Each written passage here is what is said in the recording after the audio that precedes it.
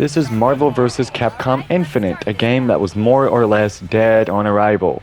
First of all, I'd like to tell you about the asymmetrical character select screen because, yeah, that's why. So in this game, I played mostly Captain Marvel. Captain Marvel was like my go-to character. But since this is a 2-on-2 game, you know, you have to have somebody else. And my secondary character was either Dormammu or maybe I would play Ultron. Sometimes I'd play Gamora. But it was mostly Captain Marvel and somebody else. Infinite ditched the 3-on-3 that Marvel 2 and Marvel 3 had, and instead switched back to the 2-on-2 style that the first Marvel vs. Capcom had. And your third character is instead replaced with an Infinity Stone, which I also believe the first game had. And the Time Stone I always thought was the best for the characters that I use, particularly Captain Marvel, because she has like one-button infinites with Time Stone. So you can just spam X and then Captain Marvel will trap them in an infinite. Which sounds like something look at that neutral jump, which sounds like something Captain Marvel would absolutely do. I also just loved her super. She goes into like her binary form. It's really cool. But this game was dead on arrival. When this game came out, I thought it was fine. You know, at first I was thinking, oh, I can't believe Capcom would ruin Marvel vs. Capcom. You know, the game series is over, it's finished. And, you know, a lot of my disdain for this game was because of the lack of X-Men. Because, you know, the X-Men characters were always the coolest in the Marvel vs. Capcom games.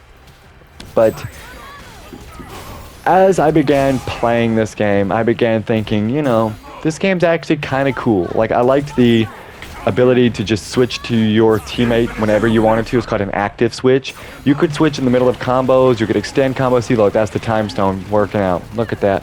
I'm just spamming a single button, and look at that.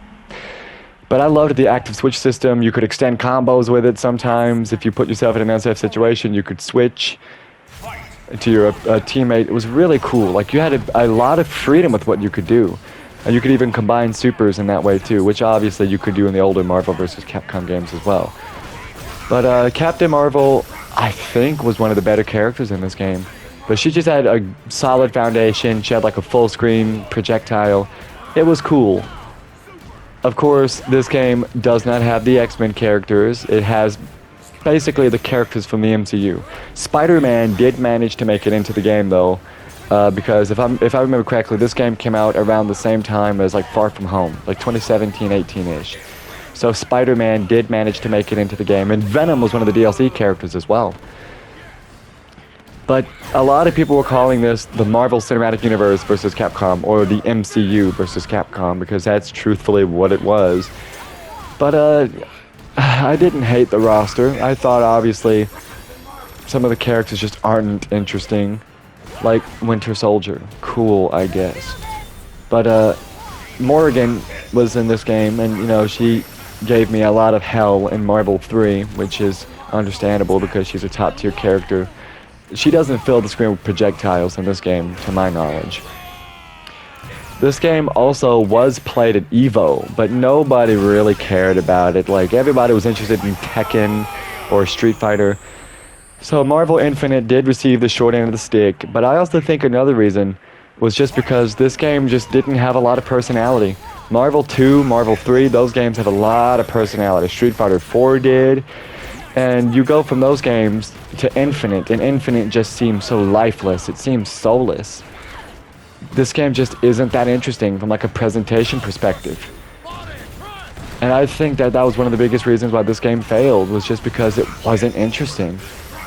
The 2-on-2 wasn't that big of a deal, but it was just like, this game was just kind of soulless. Like, it doesn't feel like, yeah, this game is cool. It's got a great soundtrack. It's got a cool presentation.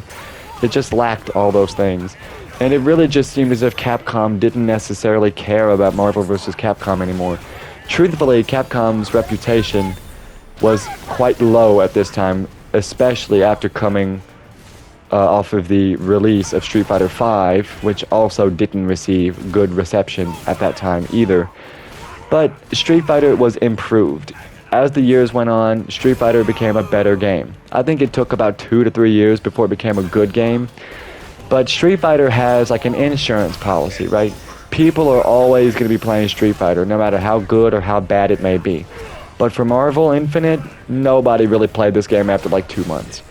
Which is a shame because I thought that this game had a decent amount of potential, but people would much rather play anything else except for this.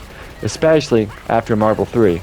Yeah, look at that, Captain Marvel spamming one attack with the Time Stone and capping it off with a super, which I think Hagar could have blocked. Those are my thoughts on Infinite.